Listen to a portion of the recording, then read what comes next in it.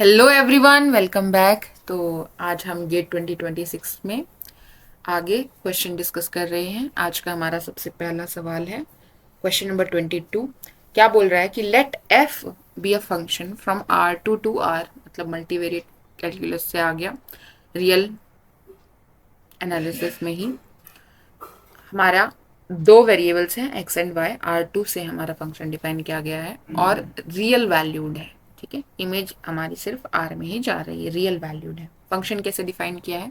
Function define किया है कि f of x comma y क्या दिए रहा है, x into under root x square plus y square by mod x for x not equals to zero and zero for x is equals to zero. इसका क्या मतलब है? For x is equals to zero हमारा function क्या value ले रहा है? Zero ले रहा है। मतलब कि एक्स जीरो कहाँ होता है? पूरी वाई एक्सिस पर हमारा जो फंक्शन है वो क्या वैल्यू ले रहा है? जीरो वैल्यू ले रहा है। ठीक है, ओके। हमें पूछा है कि which of the following statement is are true. इनमें से कौन सी स्टेटमेंट ट्रू है? फर्स्ट स्टेटमेंट कह रही है कि f of x y is continuous at zero comma zero. मतलब हमें कॉन्टिन्यूटी चेक करनी है कहाँ पर? जीरो कॉमा जीरो पर।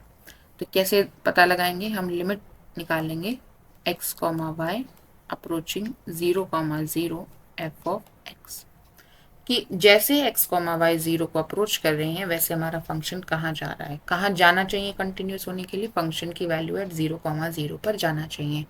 फंक्शन की value at zero comma zero क्या है? जीरो है। ठीक है, जीरो कॉमा जीरो में एक्स कॉम्पोनेंट जो है वो क्या है? जीरो है। तो फंक्शन की वैल्यू क्या आ जाएगी वहां पर? जीरो है। ठीक है, अगर हम अच्छा अब यहाँ पर हम क्या है? R2 प्लेन में है। ठीक है, हमारा जो डोमेन है वो R2 है। तो हम जीरो कॉमा जीरो को कहाँ कैसे अप्रोच कर सकते हैं? अप्रोच करने के बहुत सारे तरीके हैं। किसी भी कर्व के अलोंग अप्रोच कर सकते हैं जो जीरो कॉमा जीरो से पास होकर जा रहा हो। यहाँ से अप्रोच कर सकते हैं, यहाँ से अप्रोच कर सकते हैं। देन आप एक line y is equals to m x से अप्रोच कर सकते हैं। ठीक है, आप पैराबोला के से अप्रोच कर सकते हैं। ठीक है, इससे अप्रोच कर सकते हैं। ठीक है, डिफरेंट वेज। सारी लिमिट्स एग्जिस्ट करनी चाहिए और हमारा जो एज हम जीरो को अप्रोच करें हमारा फंक्शन जो है वो जीरो पर जाना चाहिए। ठीक है, अगर मैं स्पेसिफिक लूं कि मैं अगर y के अलोंग इस फंक्शन को, मतलब y के अलोंग अगर मैं जीरो जीरो का अप्रोच कर रही हूं तो लिमिट क्या आएगी?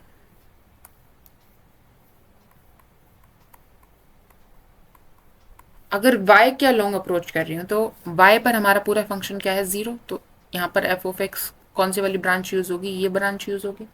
ठीक है, तो यहाँ पर फंक्शन हमारा जीरो हो जाएगा, तो ये हमेशा जीरो लिमिट आ जाएगी। तो y के अलोंग अगर हम अप्रोच करें तो जीरो ही आ रही है। ठीक है, नो प्रॉब्लम। अब y के अलावा, मतलब ये जो परपेंडिकुलर लाइन थी y एक्सिस थी, इसके अलावा अगर किसी कर्व से अप्रोच करें तो लिमिट चेक करते हैं कि क्या आ रही है। ठीक है, अगर किसी और पाथ से हम जीरो कॉमा जीरो का अप्रोच कर रहे हैं तो हमारी ये वाली ब्रांच यूज होगी, मतलब ये वाला हमारा एफ ऑफ एक्स की जगह यूज होगा। तो वैल्यू रखते हैं हम limit x comma y approaching zero comma zero. F of x की वैल्यू है x under root x square plus y square by mod x. ठीक है, अब हम ये हमारा है रेक्टेंगुलर कंपोनेंट में, हम इसको कर लेते हैं पोलर कोऑर्डिनेट्स में। तो ये आ जाएगा हमारे पास, एक्स को हम रखेंगे आर कोस थीटा और वाई को हम रखेंगे आर साइन थीटा। जब हम रेक्टेंगुलर कोऑर्डिनेट सिस्टम से हमारा पोलर कोऑर्डिनेट सिस्टम में जाते हैं तो जब हम बोल रहे हैं कि एक्स कॉमा वाई किसको अप्रोच कर रही है? जीरो कॉमा जीरो को अप्रोच कर रहे हैं, तो आर कॉस थीटा में से जो आर है वो जीरो की तरफ जाना चाहिए। थीटा जीरो की तरफ अप्रोच करेगा तो क्या हम जीरो पर पहुंच जाएंगे? क्या हमारा एक्स जीरो पर अप्रोच कर जाएगा? ये नहीं बोल पाएंगे। क्यों? क्योंकि थीटा जीरो को जा रहा है। सपोज ये हमारा जीरो कॉमा जीरो है, या फिर अगर हम पोलर कोऑर्डिनेट में देखें तो ये हमारा पोल है। ठीक है, थीटा जीरो का मतलब क्या है कि हम यहाँ पर कहीं भी हो सकते हैं। ठीक है, बट हमें क्या करना है? एक्स को जीरो पर लेकर जाना है, तो बेसिकली हमारा आर जीरो होना पड़ेगा। आर हमारा जीरो को अप्रोच करना चाहिए। ठीक है, ओके। वैल्यू सब्सटीट्यूट करेंगे। अच्छा, यहाँ से अगर हम ये दोनों वैल्यू रखेंगे तो हमारा आर स्क्वायर किसके बराबर हो जाएगा? X square plus y square के बराबर हो जाएगा। ठीक है, आर किसके बराबर हो जाएगा? Under root x square plus y square. Okay, value substitute कीजिए, ये आ जाएगा limit x y tends to 0 comma 0, ये किस में चेंज हो जाएगा, आर टेंड्स टू 0। ठीक है, एक्स की जगह पर r cos theta, root x square plus y square की जगह पर आर आएगा तो यहाँ पर स्क्वायर हो जाएगा। ठीक है, बाय आर कॉस थीटा का मोड।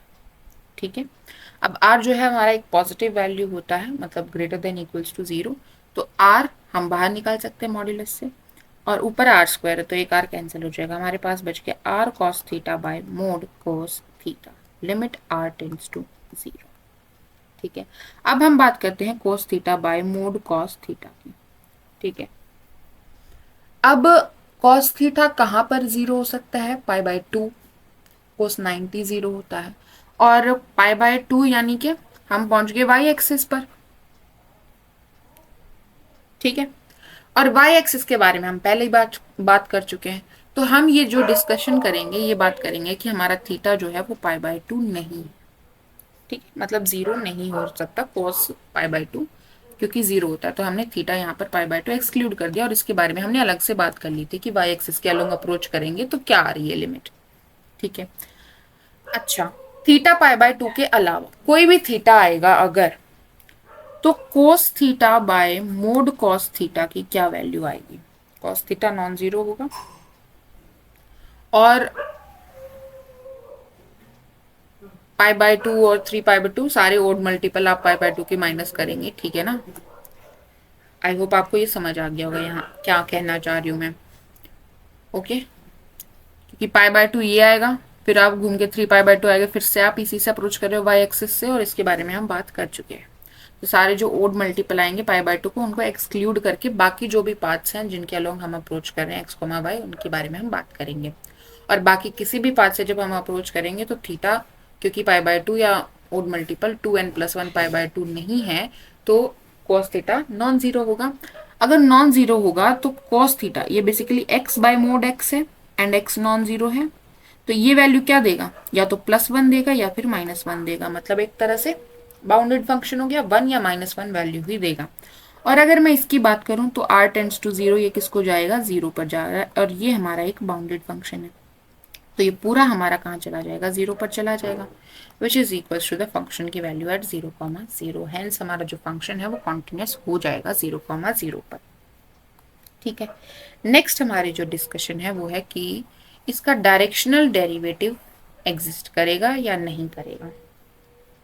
डायरेक्शनल डेरिवेटिव का क्या मतलब होता है, directional derivative of f at 0,0 हमें निकालना है in the direction of u exist या नहीं करेगा। ठीक है, तो u हम मान लेते हैं h कॉमा k है हमारे पास।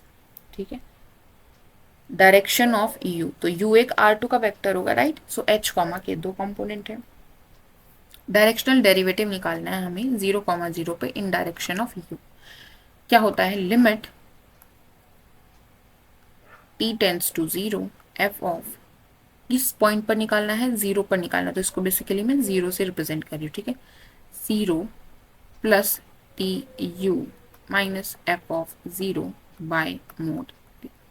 ठीक है, और t हमारा कहाँ अप्रोच कर रहा है, 0 को अप्रोच कर रहा है, तो यहाँ पर क्या आ जाएगा हमारे पास, f of 0 plus t u, t times u, तो ये आ जाएगा हमारे पास f of h comma k आ जाएगा, minus f of 0, f of 0 क्या आएगा, 0 आ जाएगा, by mod t, limit t tends to 0। अब f ऑफ h, सॉरी यहाँ पर टी एच भी आएगा ना, क्योंकि हमने u को t से भी मल्टीप्लाई किया था, ये हो गया T H comma T, my mistake. Okay, अब बताइए फंक्शन क्या वैल्यू लेगा टी एच कॉमा टी के पर, ये वाली वैल्यू रखते हैं हम, जनरल वैल्यू रखते हैं। ठीक है, अगर हमारा h जो है वो नॉन जीरो है। ठीक है, तो ये वैल्यू लेगा हमारे पास t h under root t square h square plus t square k square by mod t h और बाय टी। ठीक है, यही आएगी। ठीक है, तो आगे सॉल्व करते हैं, ये आ जाएगा लिमिट टी टेंड्स टू 0। यहाँ से आ गया टी एच, यहाँ अंदर से हमने टी स्क्वायर कॉमन ले लिया तो बाहर आएगा, तो मोड टी बाहर आ गया under the root h square plus k square हो गया by mod t mod h और टी, टी से टी कैंसिल, मोड टी से मोड टी कैंसिल, हमारे पास आ गया limit t tends to limit t tends to 0 h by mod h into under root h square plus k square. ठीक है, ठीक है, नो प्रॉब्लम। अब बताइए, अगर h ज़ीरो होगा, अगर h ज़ीरो होगा मतलब हम कहाँ पहुँच गए, समथिंग y एक्सिस पर पहुँच गए। ठीक है, तो फंक्शन की वैल्यू वहाँ पर क्या आ जाएगी, ज़ीरो आ जाएगी। ठीक है, और हमारी जो लिमिट है वो भी क्या आ जाएगी, ज़ीरो आ जाएगी, है ना। तो वहाँ पर हमारी y एक्सिस की डायरेक्शन में हमारा डेरिवेटिव डिफाइन है, और बाकी किसी डायरेक्शन से अगर हम बात करेंगे तो वहाँ से हमारे पास t अप्रोचिंग टू 0 ये हमारी वैल्यू आ रही है h upon mod h under root h square plus k square. ठीक है, हाँ। और अगर हमारा u जो है वो हम ले रहे हैं, यूनिट वेक्टर ले रहे हैं, तो ये वैल्यू क्या हो जाएगी, 1 हो जाएगी। तो ये वैल्यू आ जाएगी h अपॉन मोड h आ जाएगी। ठीक है, जो क्या हो सकती है, तो +1 हो सकती है या -1 हो सकती है। तो हमारा जो डायरेक्शनल डेरिवेटिव है वो हम हर डायरेक्शन में डिफाइन कर पा रहे हैं। ठीक है, तो ये स्टेटमेंट हमारी ट्रू हो जाएगी। ओके, नेक्स्ट स्टेटमेंट हमें बोली है कि जो डायरेक्शनल डेरिवेटिव है in the direction of x, मतलब हमने f का पार्शियल डेरिवेटिव किया है इन डायरेक्शन ऑफ x, यानी कि हमारा u क्या हो जाएगा x डायरेक्शन में 1,0। ठीक है, तो बेसिकली u में जो h कंपोनेंट है h को 1 रख दीजिए और k को 0 रख दीजिए, तो जो वैल्यू आएगी वो हमारी क्या बन जाएगी, डेरिवेटिव बन जाएगा f का इन डायरेक्शन ऑफ x। ठीक है, partial derivative of f with respect to x आ जाएगा एट 0,0। ये हमने पूरा 0,0 पर ही डायरेक्शनल डेरिवेटिव निकाला था। तो वैल्यू रखते हैं h की जगह 0, सॉरी h की जगह 1 रखेंगे, तो यहाँ पर आ जाएगा 1 बाय मोड h 1 आ जाएगा under root h square 1 plus k square 0 हो जाएगा, तो हमारे वैल्यू आ जाएगी 1। ठीक है, तो ये चीज़ हमारी ठीक है। अब ये वाली देखते हैं कि इसका directional derivative with respect to y क्या आएगा। y में हमारा कौन से वाला वेक्टर आ जाएगा, 0,1 वेक्टर आ जाएगा। जब हम 0,1 रखेंगे तो यहाँ से तो जा नहीं सकते, क्योंकि यहाँ पर तो हमारा h ही क्या हो गया, 0 हो गया। जब h ही 0 हो गया तो हमारा फंक्शन क्या बन जाएगा, यहाँ पर h 0 हो गया तो हमारा फंक्शन क्या बनेगा, f ऑफ 0, t के। और जब x कॉम्पोनेंट 0 होता है तो हमारा फंक्शन 0 बन जाएगा, तो यहाँ पर 0 बाई टी आ जाएगा और लिमिट t टेंड्स टू 0 ये क्या आ जाएगा, 0 आ जाएगा। तो ये वाला जो है derivative of f, partial derivative of f with respect to y, या फिर आप बोल सकते हो डायरेक्शनल डेरिवेटिव y एक्सिस के कॉरस्पॉन्डिंग हमारा क्या आ रहा है, 0,0 पर क्या आ रहा है, 0 आ रहा है, और इन्होंने क्या दिया है, 1 आ रहा है। तो ये स्टेटमेंट हमारी गलत हो जाएगी। नेक्स्ट हमें बोला है कि f of x, y is differentiable eight 0,0। 0,0 पर f of x, y differentiable है या नहीं, ये हमें चेक करना है। ठीक है, 0,0 पर हम एफ एक्स निकाल चुके हैं x डायरेक्शन में, पार्शियल डेरिवेटिव हमारा क्या आ रहा है, 0,0 पर 1 आ रहा है, और y डायरेक्शन में हमारे पास क्या आ रहा है, 0 आ रहा है। ठीक है, और डेरिवेटिव डिफरेंशिएबल है या नहीं उसके लिए हमारी लिमिट एग्जिस्ट करनी चाहिए, f of h comma k minus f of 0,0 minus h times f x 0,0 minus k times f y 0,0 by under root h square plus k square. ठीक है, h comma k tends to 0,0। तो ये हमें पता है कितना आ रहा है, 1 आ रहा है, ये कितना आ रहा है, 0 आ रहा है, वैल्यू रखेंगे तो ये आ जाएगा f of h comma k minus f of 0,0 minus h। ठीक है, माइनस के 0 हो जाएगा under root h square plus k square, limit h comma k tends to 0,0। Correct है यहाँ तक। अब एफ ऑफ एच कॉमा के क्या आएगा, हम लेकर चल रहे हैं कि एच जो है वो नॉन जीरो है, तो यहाँ से हमारी वैल्यू आ जाएगी h under root h square plus k square by mod h minus h by under root h square plus k square, limit h comma k tends to 0,0। ठीक है, इसको सॉल्व कीजिए फर्दर तो एच कॉमन आ जाएगा। ठीक है, हम इसको अलग अलग लेकर जाते हैं तो ये हो जाएगा h mod h minus h upon under root h square plus k square, limit h comma k tends to 0,0। ठीक है, अब बताइए इसकी जो वैल्यू है वो +1 आ सकती है या -1 आ सकती है, डिपेंड करेगा कि आप जीरो को पॉजिटिव साइड से अप्रोच कर रहे हैं एक्स एक्सिस पर या नेगेटिव साइड से अप्रोच कर रहे हैं। देन यहां पर अगर हम बात करें,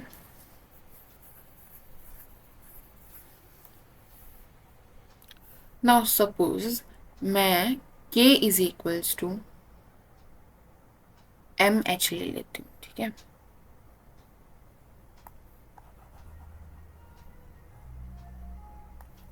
k is equals to m h. ठीक है, तो यहाँ पर आ गया h by mod h minus यहाँ पर आ गया हमारे पास h by under root h square plus m square h square. Correct है, नीचे से हमारा एच स्क्वायर कॉमन आ जाएगा और h बाहर आके कैंसिल होगा।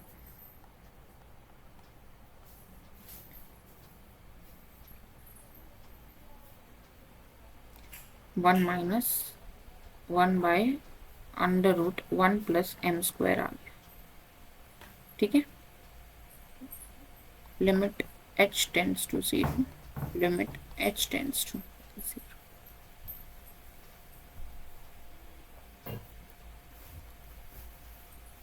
नाउ सपोज अगर हम जीरो को राइट साइड से अप्रोच कर रहे हैं, यानी कि हम पॉजिटिव साइड से अप्रोच कर रहे हैं, तो h पॉजिटिव होगा, तो यह आ जाएगा हमारे पास h by h 1 minus 1 under root 1 plus m square, यानी कि h से h कैंसिल हो जाएगा, 1 आ जाएगा, तो यह आ जाएगा 1 minus 1 by under root 1 plus m square.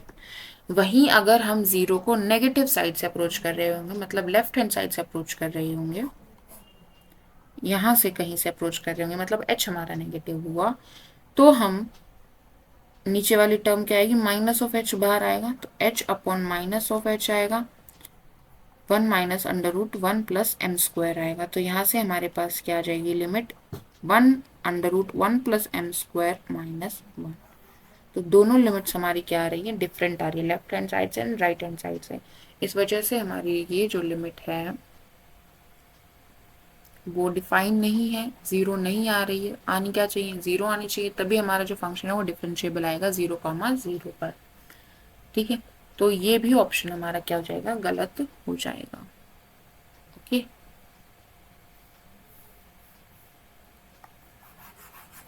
आगे बढ़ते हैं। नेक्स्ट क्वेश्चन है हमारा क्वेश्चन नंबर 31। इसमें बोला है कि लेट अल्फा की वैल्यू क्या है, limit n tends to infinity integration from 0 to 1 n square plus sine e raise to power x raise to power n by sine s 7 n square plus x raise to power 8। तो इसमें क्या करेंगे, और हमें value बतानी है 14 alpha की क्या वैल्यू होगी, तो बेसिकली अल्फा निकालेंगे 14 से मल्टीप्लाई करना है।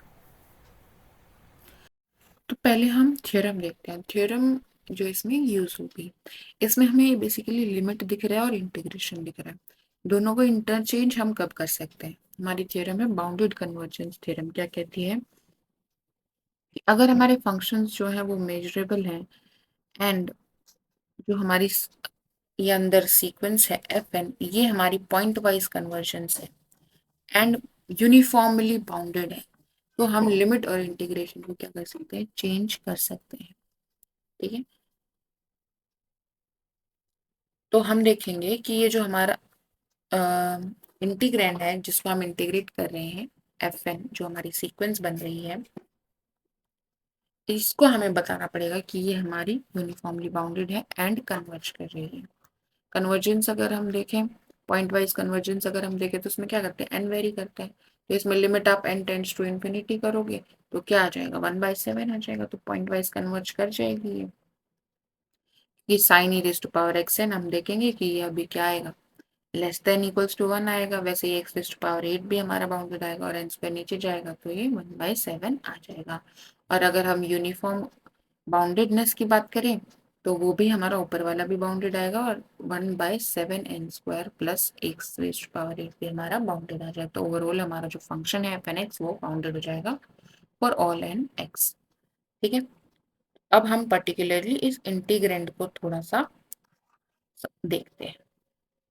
तो ये जो अंदर हमें इंटीग्रेंड दिख रहा है इसके बारे में हम क्या कह सकते हैं, हमें दिख रहा है कि एन स्क्वायर है ऊपर, देन हमारे पास sine e raise to power x की पावर एन है। इसके बारे में क्या कह सकते हैं, इसके बारे में कह सकते हैं कि जो x है वो हमारा कहाँ से कहाँ है, 0 से 1 के बीच में लाई कर रहा है। ई रेज टू पावर x भी जो है वो हमारा कहाँ से कहाँ लाई करेगा, 1 से लेकर ई रेज टू पावर 1 के बीच में लाई करेगा। और इसकी पावर अगर हम n करेंगे, सॉरी पहले साइन लगाएंगे, तो ये हमेशा लेस देन इक्वल्स टू 1 आएगा। ठीक है, और इसकी पावर n करेंगे तो ये हमेशा लेस देन इक्वल्स टू 1 ही रहेगा, sine e raise to power x की पावर n। ठीक बात है, बाउंडेड है। हाँ जी, अगर हम एक्स रेज टू पावर 8 जो हमारा डिनोमिनेटर में है इसकी बात करें तो ये भी हमें हमारा क्या होगा, लेस देन 1 ही रहेगा। इनफैक्ट एक्स की वैल्यू जो है वो हमारी कहाँ है, 0 से लेकर 1 के बीच में है। तो एक्स की जब पावर करेंगे तो हम किस तरफ जाएंगे, 0 की तरफ अप्रोच करेंगे। ठीक है,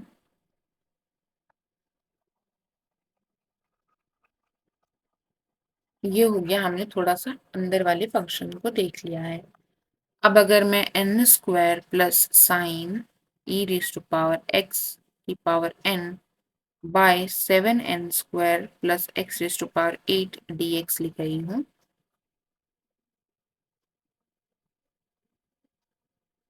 इसमें से मैं एन स्क्वायर कॉमन ले सकती हूँ, ऊपर से यह आ जाएगा 1 plus sine e raise to power x raise to power n upon n square by, यहाँ से एन स्क्वायर कॉमन लेंगे तो यहाँ आ जाएगा 7 plus x raise to power 8 by n square dx। Integration from 0 to 1, limit n tends to infinity.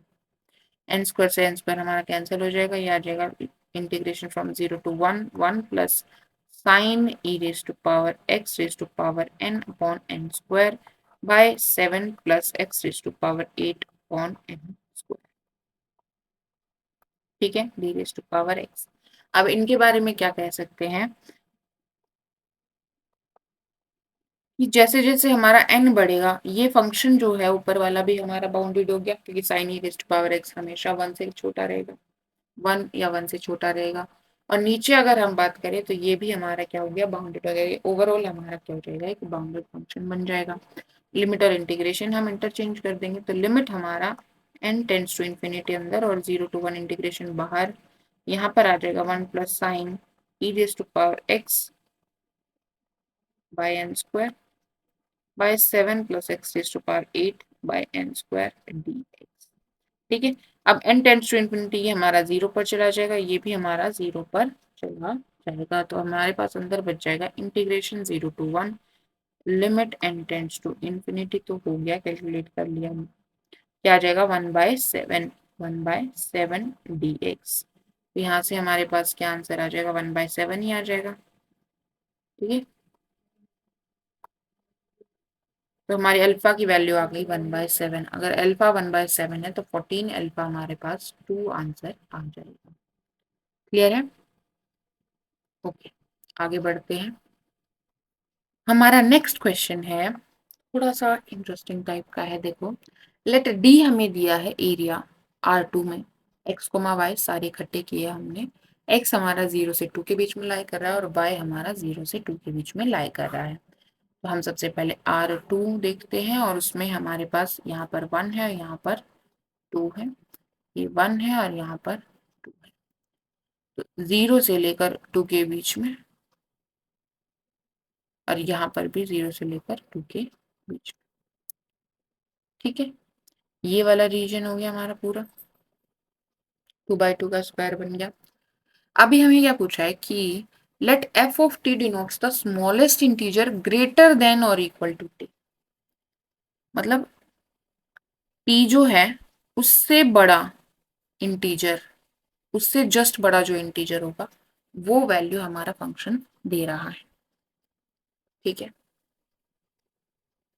Floor, floor नहीं है, ceiling function है। ठीक है, तो आगे बढ़ते हैं। फिर क्या बोला है, then the value of integral, इस इंटीग्रल की वैल्यू निकालनी है हमने f of x plus y, integrate किया है dx कॉमा dx के रिस्पेक्ट में और फिर dy के रिस्पेक्ट में ओवर दिस एरिया। ठीक है, तो हम इस एरिया के ऊपर हमें सबसे पहले f of x plus y की डिफरेंट डिफरेंट वैल्यू आएंगे। क्यों? क्योंकि यहाँ पर अगर हम बात करें तो यहाँ पर इस पॉइंट पर तो 0 वैल्यू दे देगा। फिर अगर हम बात करें इस रीजन की, यहाँ तक 1 से लेकर 1 तक, इससे जो नीचे होंगे ये वाले सारे, इनकी इनको जब हम सम करेंगे, इनकी वैल्यूज का जब हम सम करेंगे एक्स प्लस वाई करेंगे इस पोर्शन में, तो हमारा जो है वो 1 से कम आएगा। तो इन सब के लिए हमारी जो वैल्यू आएगी f of x plus y क्या आएगी, इस रीजन के लिए f of x plus y क्या आ जाएगा हमारे पास, 1 आ जाएगा। ठीक है, हम्म, अब हम इन दोनों को जोड़ देते हैं, डायगोनल ऑफ दिस स्क्वायर। ये जो रीजन है, इस रीजन में जो भी पॉइंट्स लाई कर रहे हैं उनके कोऑर्डिनेट्स अगर आप ऐड करेंगे तो वो हमेशा 2 से कम रहेंगे। और ऐसा हम क्यों कह पा रहे हैं? क्योंकि ये जो लाइन है, ये जो लाइन है ये बेसिकली क्या है, x/2 plus y/2 is equals to 1, यानी x plus y is equals to 2 है ये लाइन। मतलब इस लाइन पर जो भी हमारे पास लाई करेंगे x और y पॉइंट्स लाई करेंगे, उनका जो सम है वो क्या आ रहा है, 2 आ रहा है। नाउ x प्लस वाई के जो लेस देन 2 वाला रीजन है, इसमें सब सारी जो वैल्यूज होंगी x प्लस वाई वो क्या होंगी, लेस देन और इक्वल्स टू 2 होंगी। ठीक है, तो यहाँ पर 1 है, इससे नीचे वाले के लिए 1 मिलेगा। अब इस वाले के लिए मुझे क्या मिल जाएगा, इस वाले के लिए मुझे मिल जाएगा f of x plus y 2 आ जाएगा। ग्रेटेस्ट लिखना है ना, उससे जस्ट बड़ा। क्लियर है?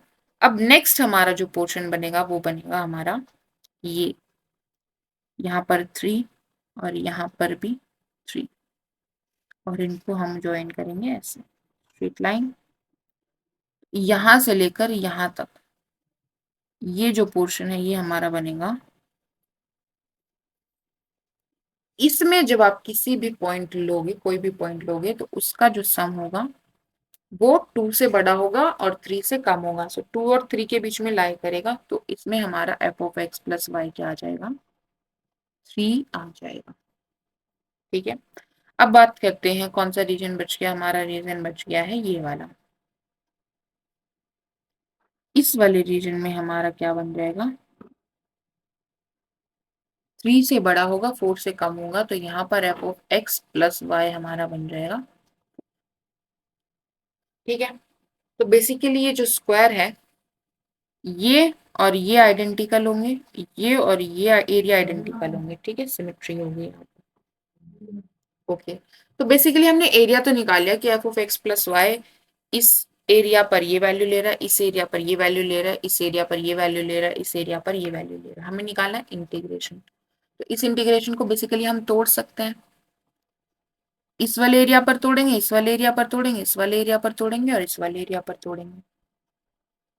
ठीक है, मतलब 1 रखेंगे और उसका जो एरिया होगा वो कहाँ से कहाँ होगा, हमारा जो x है,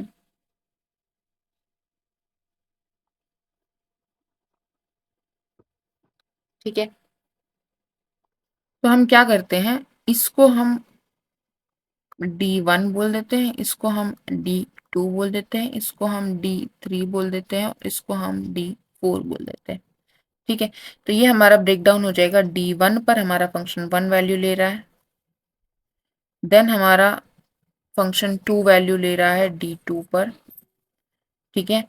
एंड देन हमारा फंक्शन D3 पर वैल्यू ले रहा है कितनी, 3 ले रहा है, ठीक है। और हमारा फंक्शन D4 पर वैल्यू ले रहा है 4, ठीक है। तो इसमें हमारा ये पूरा ब्रेक डाउन हो गया। अब बेसिकली क्या होगा जब हम इसको इंटीग्रेट करेंगे, तो यहाँ पर एक्स वाई आएगा, मतलब 1 इंटू एरिया ऑफ D1 आ जाएगा। सो एरिया ऑफ D1 क्या हो जाएगा, ट्राइंगल है 1/2 बेस इंटू हाइट हो जाएगा। सो D1 का एरिया क्या हो जाएगा, हमारे पास एरिया ऑफ D1 आ जाएगा 1/2 इंटू बेस 1 इंटू हाइट 1, यानी कि 1/2 हमारा आ जाएगा D1 का एरिया। अगर आपसे पूछे एरिया ऑफ D2 क्या आ जाएगा, एरिया ऑफ D2 आ जाएगा 1/2, बेस हमारा 2 हो गया है और हाइट भी हमारी 2 हो गई है। तो ये आ गया 2, कौन सी ट्राइंगल का आ गया, ये हमने इस ट्राइंगल का एरिया निकाला। तो इसमें से हमें ये वाला माइनस करना पड़ेगा, ये कितना आया था 1/2, तो ये माइनस कर देंगे, तो हमारे पास आ गया 3/2 आ गया हमारा एरिया ऑफ D2। और हम देख सकते हैं कि जो D2 है और D3 है वो आपस में क्या है, सिमेट्रिकल है, सेम एरिया है। तो एरिया ऑफ D3 भी यही आ जाएगा, बाकी आप निकाल भी सकते हैं। एरिया ऑफ D3 भी क्या आ जाएगा, 3/2 आ जाएगा। और एरिया ऑफ D4 क्या आ जाएगा, ये ऊपर से देख सकते हैं आप, ये जो लेंथ आप निकालेंगे यहाँ पर, ये जो पॉइंट है, ये पॉइंट क्या बनेगा हमारा 1,2 बनेगा, और ये पॉइंट हमारा बनेगा 2,1, ठीक है।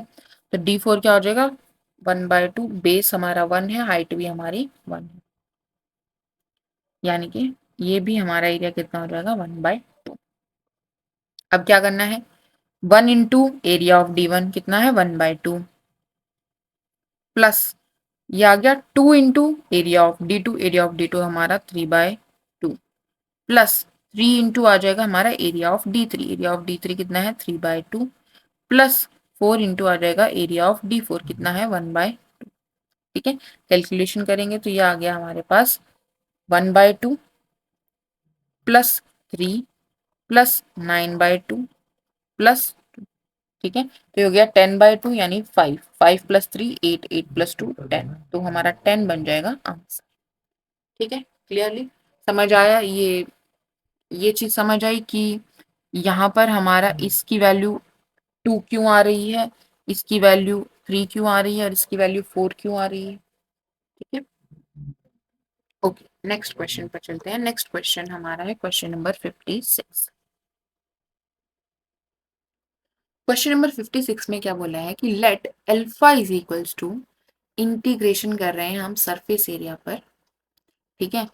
एफ वेक्टर दिया है dot n cap, n cap दिया है हमें आउटवर्ड यूनिट, मतलब यूनिट नॉर्मल ड्रॉन आउटवर्ड, ठीक है।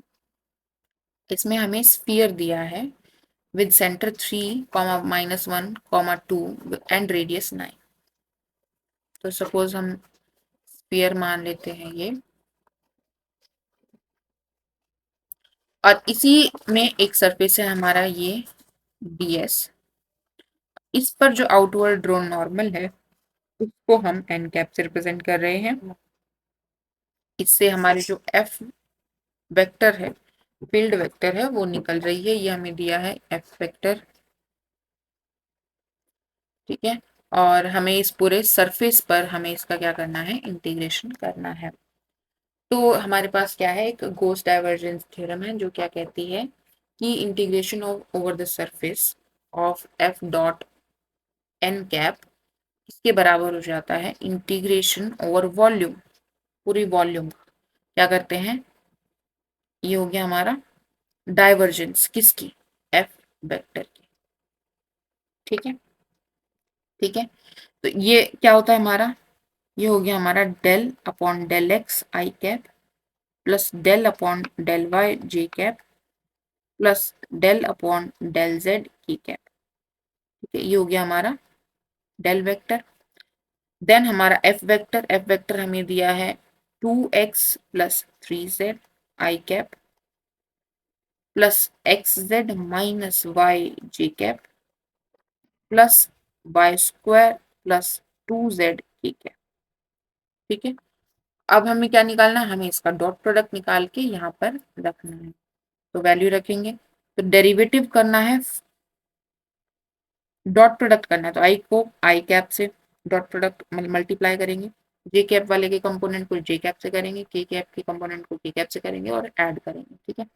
So del by del x करेंगे किसका, 2x प्लस 3z का, plus del by del y होगा किसका, एक्स जेड माइनस वाई का, plus del by del z होगा वाई स्क्वायर प्लस 2z का, ठीक है। इसको x के रिस्पेक्ट में डेरिवेटिव करेंगे 2, प्लस इसको y के रिस्पेक्ट में डेरिवेटिव करेंगे तो -1, इसको z के रिस्पेक्ट में डेरिवेटिव करेंगे तो हमारे पास आ जाएगा 2, ठीक है। तो 2 2 4 में से 1 गया, 3 हमारा आ जाएगा इसकी वैल्यू। तो ये आ गया integration over the volume dv of 3, ठीक है। गॉस डाइवर्जेंस थ्योरम कहती है कि ये किसके बराबर है, integration over the surface f vector dot perpendicular sorry normal vector drawn outward, ठीक है। अच्छा, अब यहाँ पर 3 को हमें किससे मल्टीप्लाई करना पड़ेगा, वॉल्यूम से, किसकी, स्फीयर। स्फीयर की वॉल्यूम कैसे निकालोगे भाई, 4/3 πr³ फॉर्मूला होता है। आर तुम्हें पता है क्या, आर हमें पता है कितनी है, 9, ठीक है। तो ये जाएगा 4/3 इंटू 9 इंटू 9 इंटू 9, हो गया 3 3, ठीक है। तो इसे अगर हम मल्टीप्लाई कर देंगे 3 को, 3 into 4 into pi into 3 into 9 9 जा 81, ये हमारी आ गई क्या, हमारा आ गया वैल्यू आ गई इस इंटीग्रेशन ओवर सरफेस की। हमें पूछा क्या है, मतलब ये हमारी अल्फा की वैल्यू आ गई। हमें पूछा है 1/36 पाई अल्फा, तो इसको हमें 1/36 पाई से मल्टीप्लाई करना पड़ेगा।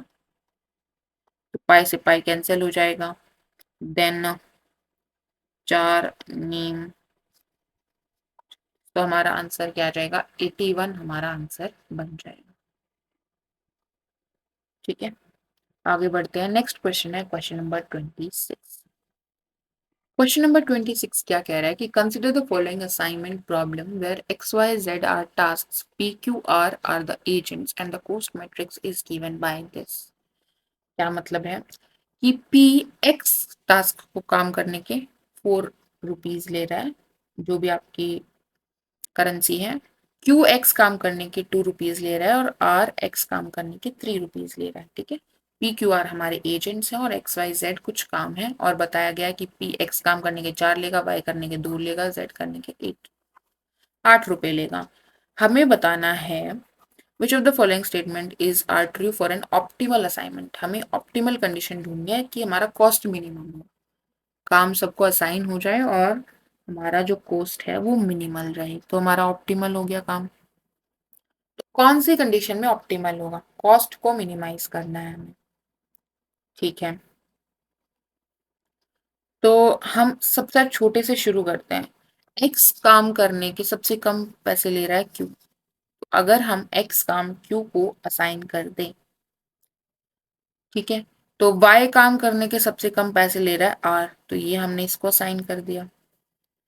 जेड काम करने के सबसे कम पैसे ले रहा है 6, बट हम ये इसको असाइन नहीं कर पाएंगे क्योंकि एक काम एक को ही देना है, तो हमें क्या करना पड़ेगा, ये करना पड़ेगा। इस हिसाब से हमारा क्या बना, 2 + 1 + 8, ये आ गया 11, ठीक है। अब हम क्या करते हैं, क्योंकि यहाँ पर हमने देखा है कि 8 अचानक से बहुत बड़ा हो गया, अब हम उल्टा करते हैं, जेड काम करने के सबसे कम पैसे ले रहा था ये, तो हम इसको असाइन कर देते हैं जेड, ठीक है। देन y काम करने के सबसे कम पैसे ले रहा था ये, लेकिन ये इसको वापस काम r को तो नहीं दे सकते y का, हम कर देते हैं इसको सेकंड स्मॉलेस्ट जो था, लीस्ट अमाउंट जो था p, y काम करने के 2 रुपए ले रहा था, इसको असाइन कर देते हैं। देन हमारा जो x है वो किसके पास गया है, q के पास चला गया, ठीक है। अब हमारा क्या बना, 2 + 6 + 2, ये हो गया 6 2 8 और 2 10 आ गया हमारे पास, ठीक है। क्या और कोई तरीका हो सकता है इसको असाइन करने का जो 10 से कम वैल्यू दे, y काम करने का सबसे कम पैसा ले रहा है r, उसके बाद z काम करने के पैसे कम ले रहा है 6, हम यहाँ से ले लेते हैं। देन ये हो जाएगा हमारे पास ये, तो ये आ जाएगा 7 + 1 + 4, तो ये आ गया हमारे पास 7 और 4 11 और 1 12, ठीक है। तो हमने केसेस देखे, डिफरेंट डिफरेंट को अलग अलग हम असाइनमेंट दे रहे हैं, तो सबसे कम वैल्यू जो आ रही है ऑप्टिमल असाइनमेंट क्या है, 10 आ रहा है। मतलब हमें जो मिनिमम कॉस्ट पड़ रही है 10 रुपए पड़ रही है। इसमें बोला कि कॉस्ट 9 रुपए पड़ रही है, गलत। और जब हमारी ऑप्टिमल असाइनमेंट हुआ, मतलब जो मिनिमम कॉस्ट बन रहा है 10 रुपए वाला, तो उस केस में कौन कौन सा काम कर रहा था? उस केस में हमारा आर जो है वो जेड काम कर रहा था, क्यू हमारा वाई काम, क्यू हमारा एक्स काम कर रहा था, और पी हमारा वाई काम कर रहा था। Agent P is assign to the task Y, ठीक लिखा है। Agent Q is assign to the task X, ठीक लिखा है। Agent R is assign to the task Y, गलत लिखा है। आर के पास क्या काम है? जेड का काम। ठीक है। बाकी असाइनमेंट प्रॉब्लम को हमें मैथमेटिकली कैसे डील करना है, तो हमें मैट्रिक्स दे रखी है 4 2 8 2 3 7 3 1 6 P Q R and X Y. ठीक है, तो हम क्या करेंगे, सबसे पहले कॉलम रिडक्शन, रो रिडक्शन करते हैं। तो रो में हमारा जो स्मॉलेस्ट है वो क्या है? 2। तो ये 2 हम सारी में से माइनस करेंगे, इन सभी में से। तो यह आ जाएगा 2 0 6। देन इसमें हमारा स्मॉलेस्ट है 2, 2 माइनस करेंगे पूरे में से, तो ये 0, ये 1, और 7 माइनस 2 5। इसमें हमारा स्मॉलेस्ट है 1, तो हम 1 माइनस करेंगे, 3 माइनस 1 2 0 5। ठीक है, अब हम क्या करेंगे, अब हमने क्या किया था, रो वाइज मिनिमम लिया था। अब हम क्या करेंगे, हम कॉलम वाइज मिनिमम लेंगे। इस कॉलम में मिनिमम क्या है? 0, तो 0 माइनस करेंगे तो हमारे पास क्या आ जाएगा? 2 0 2, सेम रहेगा। इस कॉलम में मिनिमम क्या है? 0, तो यहाँ पर भी हमारा सेम रहेगा। इस कॉलम में मिनिमम हमारे पास 5, तो 5 माइनस करेंगे तो आ जाएगा 1 0 0। ठीक है, अब हम कैसे ढूंढेंगे ऑप्टिमल असाइनमेंट कौन सा होगा? तो हमें इस तरह 0 लेनी है कि हर एक कॉलम, हर एक रो में एक आ जाए। तो हम क्या कर सकते हैं, ये ले लिया, ये ले लिया, और ये ले लिया। ऐसे ले सकते हैं? नहीं, क्योंकि ये दोनों तो एक ही में आ गई। हम्म, तो हमें ये तो लेनी ही पड़ेगी। ये या ये ले सकते हैं, या फिर हम 2 0 2 0 1 1 0 0 या फिर हम यहाँ पर, यही पॉसिबल है, राइट? और कोई पॉसिबल नहीं है।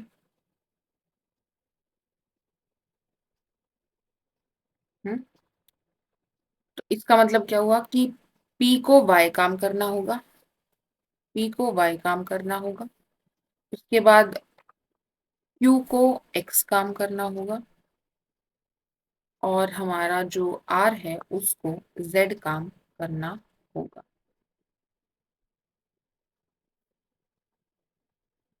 ठीक है, तो इस तरह हमारा कितना अमाउंट हो गया टोटल? 2 + 2 4 और 6 10। ठीक है, तो ये 10 होना चाहिए था, 9 लिखा है। P ने Y काम किया है, ठीक बात है। Q ने X काम किया है, ठीक बात है। और R ने हमारा Y काम किया है। इसमें से हमें इस तरह जीरोस चूज करने हैं कि एक रो में एक ही जीरो, और एक रो और कॉलम में एक ही जगह जीरो हमने सेलेक्ट करनी है। ठीक है, ओके, तो ये हो गया मैथमेटिकली कैसे जाना है असाइनमेंट प्रॉब्लम। आगे बढ़ते हैं, नेक्स्ट क्वेश्चन है क्वेश्चन नंबर 23। इसमें बोला है late Z11 be the ring of integers modulo 11, let Z11x be the ring of all polynomials with coefficient in Z11। तो Z11 में क्या है? इंटीजर मॉड्यूलो 11 है, यानी कि 0 से लेकर हमारे 10 तक के एलिमेंट्स हैं। देन हमें बोला है कि let Z11 be the ring of all polynomials, सारे पॉलिनोमियल्स की रिंग है विद कोएफिशिएंट्स इन Z11। ठीक है, सो कोई भी पॉलिनोमियल ले लेंगे, फाइनाइट डिग्री होगी उसकी, और कोएफिशिएंट्स जो है हमारी Z11 से आनी चाहिए, मतलब 0 से लेकर 10 के बीच में ही रहनी चाहिए। इनमें से कौन सी स्टेटमेंट ट्रू है ये हमें बताना है। फर्स्ट स्टेटमेंट कह रही है कि the polynomial x² + x + 4 is irreducible over Z11। ये जो पॉलिनोमियल है ये Z11 पर इररेड्यूसिबल है। तो जब हमारे पास 2 डिग्री या 3 डिग्री पॉलिनोमियल होते हैं तो उनकी रिड्यूसिबिलिटी चेक करने के लिए हम क्या चेक करते हैं कि क्या उनका कोई रूट या उनकी कोई जीरो हमारा जो Z11 है फील्ड है उसमें लाई कर रही है या नहीं कर रही है। ऐसा क्यों चेक करते हैं? क्योंकि अगर हमारा एक भी जीरो Z11 में लाई कर गया तो x माइनस वो जो एलिमेंट होगा a वो हमारा एक फैक्टर बन जाएगा। फैक्टर बन जाएगा तो ये हमारा क्या रहेगा, ये हमारा इरेड्यूसिबल नहीं रहेगा, क्योंकि इरेड्यूसिबल का क्या मतलब है, जिसको हम फर्दर रिड्यूस ना कर पाए स्मॉलर डिग्री पॉलिनोमियल में। ठीक है, अगर फर्दर हम इसको रिड्यूस करना चाहेंगे तो इसको बेसिकली हम यूनिट हमारी अपीयर हो जाएगी उसमें। ठीक है, +-1 इस तरह से। ओके, तो कैसे चेक करेंगे, हम एक एक करके 0 रखेंगे, 1 रखेंगे, 2 रखेंगे। तो शुरू करते हैं। 0 जब रखेंगे तो हमारे पास क्या आ रहा है, 0 + 0 +4, 4 आ रहा है। जब हम 1 रखेंगे तो हमारे पास आ रहा है 1 + 1 + 4, यानी क्या आ रहा है 6, 6 मॉड्यूलो 11 6 आ रहा है। देन अगर हम 2 रखेंगे तो हमारे पास आ रहा है 2 × 2 = 4, 4 × 4 = 8 और 2 10, 10 मॉड्यूलो 11। अगर हम 3 रखेंगे 3 × 3 = 9, 9 और 3 हमारे पास आ गया 12 और 4 16 मॉड्यूलो 11 आ गया। 3 × 3 = 9, 9 और 4 13 और 3 हमारे पास आ गया 16 मॉड्यूलो 11, यानी कि 5 आ गया। अगर हम 4 रखेंगे तो 4 × 4 = 16, 16 + 4 20, 20 और 4 आ गया 24 मॉड्यूलो 11 आ गया हमारे पास 2। ठीक है, अगर हम 5 रखेंगे तो हमारे पास 5 × 5 = 25 और 5 29 और 4 आ गया 33। 5 रखेंगे तो 5 × 5 = 25 + 5 30 + 4 आ गया 34। तो ये आ गया हमारे पास 1 मॉड्यूलो 11। अगर हम 6 रखेंगे तो 6 × 6 = 36 और 4 आ गया 40 और 6 46, तो ये आ गया 2 मॉड्यूलो 11। अगर हम 7 रखेंगे तो 7 × 7 = 49, 49 और 7 हो जाएगा 56 और 4 आ गया 60। ठीक है, तो ये आ गया 5 मॉड्यूलो 11। अगर हम 8 रखेंगे तो 8 × 8 = 64 और 8 आ गया हमारे पास 72 और 4 76, तो ये आ गया हमारे पास 10 मॉड्यूलो 11। अगर हम 9 रखेंगे तो आ जाएगा 9 × 9 = 81, 85 और 9 आ गया हमारे पास 94, यानी कि आ गया हमारे पास 4 और 2 6, 6 मॉड्यूलो 11। अगर हम 10 रखेंगे तो आ जाएगा हमारे पास 110 और 4 114, तो बेसिकली 4 मॉड्यूलो 11। ठीक है, किसी में भी हमारे पास 0 नहीं आया तो मतलब इसकी कोई भी 0 एग्जिस्ट नहीं करती Z11 में। ठीक है, तो हमारे पास क्या आ जाएगा, ये पॉलिनोमियल हमारा इररिड्यूसिबल हो जाएगा Z11 पर। ठीक है, अब क्वाड्रेटिक है, उसको अगर मैं दिखाना चाहती हूँ कि ये रिड्यूसिबल है, रिड्यूसिबल है तो उसको ब्रेक डाउन करना पड़ेगा 2 फैक्टर्स में। ठीक है, जो कि यूनिट ना हो, तो क्या होगा, ये भी एक हमारा 1 डिग्री पॉलिनोमियल होगा और ये भी 1 डिग्री पॉलिनोमियल होगा। अगर 1 डिग्री पॉलिनोमियल है इसका मतलब जो रूट है वो हमारा Z11 में जाना चाहिए।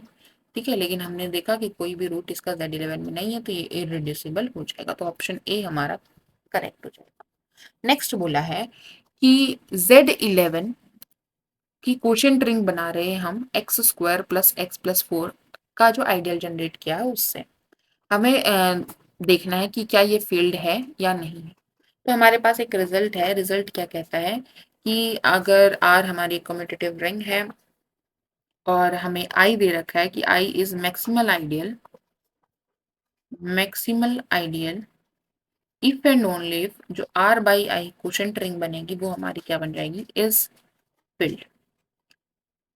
ठीक है, ये if and only if case है। अगर आई मैक्सिमल आइडियल है आर का तो R/I फील्ड बन जाएगा, और R/I अगर फील्ड है तो वो आई मैक्सिमल आइडियल बन जाएगा। ठीक है, कैसे देखेंगे, अब हम मान लेते हैं कि आई जो है वो मैक्सिमल आइडियल है किसका, आर का। इसका मतलब ये फर्दर किसी में कंटेन नहीं हो सकता प्रॉपर्ली, या तो आर में ही कंटेन होगा, मतलब अगर इसके बीच में अगर आप हमने जे रख दिया तो वो जे या तो आई के बराबर ही होगा या जे आर के बराबर होगा। ठीक है, ओके, हमें क्या दिखाना है कि R/I फील्ड है, हमें ये प्रूव करना है। तो फील्ड के लिए हम क्या बोल सकते हैं कि फील्ड के पास 2 ही आइडियल होते हैं, एक तो 0 और एक वो खुद। ठीक है, अगर कोई ऐसी हमारे पास रिंग है जिसके पास या तो जीरो आइडियल है या खुद ही वो एक आइडियल है, उसके अलावा कोई और आइडियल नहीं है, तो वो क्या बन जाते हैं, हमारी फील्ड बन जाता है। ठीक है, ये रिजल्ट होता है। तो अब हम क्या प्रूव करेंगे कि इस R बाई आई के पास सिर्फ यही दो आइडियल हो सकते हैं। हम मान लेते हैं कि इसके पास एक और आइडियल है, तो वो किसका है, R बाई आई का आइडियल है। इसका मतलब कि कुछ J बाई आई टाइप का होगा, सच दैट जो J होगा वो इस तरह का होगा कि वो J आई और R के बीच में लाई कर रहा होगा। ठीक है, लेकिन हमें क्या पता है कि जो I है वो क्या है, मैक्सिमल आइडियल है, किस में, R में। ये J ऐसा तो लाई नहीं कर सकता कि I इसमें प्रॉपरली कंटेन्ड हो और J जो है वो R में प्रॉपरली कंटेन्ड हो, ऐसा लाई नहीं कर सकता, क्योंकि I जो है वो मैक्सिमल आइडियल है।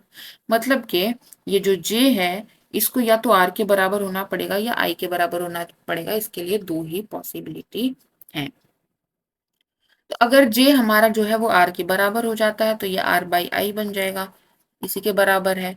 और अगर हमारा J जो है वो I के बराबर हो जाता है तो I बाई आई बन जाएगा, मतलब कि क्या बन जाएगा, जीरो आइडियल बन जाएगा।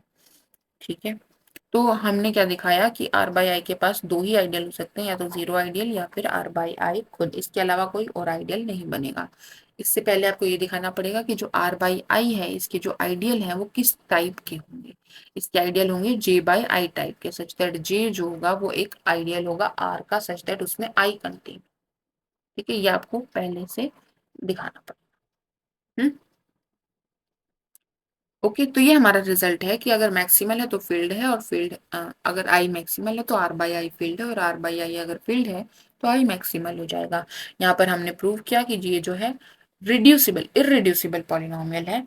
अगर ये इररिड्यूसिबल पॉलिनोमियल है तो जो ये आइडियल जनरेट करेगा इसमें कैसे एलिमेंट जाएंगे, f ऑफ x प्लस इस टाइप के एलिमेंट्स जाएंगे। ठीक है, कोसेट्स, 1 मिनट, ऐसे नहीं जाएंगे, इसमें कैसे एलिमेंट जाएंगे, इसमें जाएंगे f of x in two x square plus x plus four type के जाएंगे। ठीक है ना, ये हमारा काम रिंग से। तो बेसिकली क्या कहना चाह रहे हैं कि ये जो हमारा पॉलिनोमियल आया ये इररिड्यूसिबल आया, तो इससे जो आइडियल जनरेट होगा वो हमारा क्या बनेगा, मैक्सिमल आइडियल बन जाएगा। क्यों बन जाएगा, क्योंकि हमने एक बात देखा होगा, जेड में अगर आप बात करें, ठीक है, टू जेड जो है वो किस में कंटेंट होगा, फर्दर जेड में कंटेंट होगा। फोर जेड फर्दर किस में कंटेंट होगा, टू जेड में कंटेंट होगा।